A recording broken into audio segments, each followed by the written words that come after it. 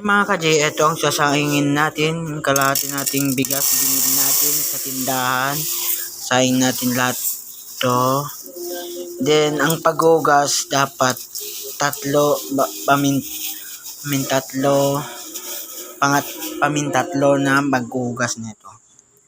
Ito, hugas, una, hugasan, pangalawa, hugas, hanggang sa pangatlo, hugas natin, tapos isasalang natin sa lutuan mamaya. So, ito, unang hugas pala to guys, unang hugas, and then yan natin yung tubig, i-drain natin. Then pangalawang hugas, ito na ang pangalawang hugas natin, hugas ng bigas. Kasi mas masarap guys pag nakatatlong hugas ang bigas, mawawala pa ang mga amoy. Mas masarap kumain pag fresh na ang bigas natin. Ito pangatlo na guys, last na to.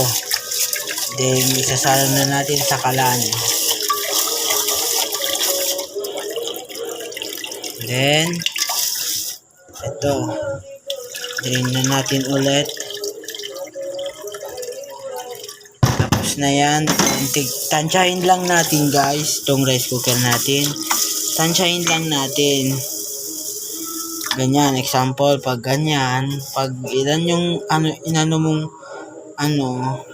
bigas, ganun din ang tubig. Okay, lagyan pa natin konti, dagdagan natin para ito ang ating bigas. Then katapos takpan natin, lagay na natin sa kalan. Ito guys, lagay na natin sa kalan. Ito ng ating bigas. Then, ayan ang ating rice cooker na. Ito ang ating kalan. So, lagay na natin dyan. Dapat pagkapantay ang pagkaluto. Hindi pantay, mali ang pagkaluto mamaya. Ganyan. Then, buksan ang gasol. Yan ang ating gasol. Bukas na. Then, yan, buksan natin ang kalan. Yan. Ganyan lang ang apoy natin Ganyan lang guys. Tansyahin niyang apoy. Para di kayo maubusan ng gasol. Dahil magastos ang gasol. Lalo na pag wala ka ng paglulutuan na kanin tsaka ulam paggabi.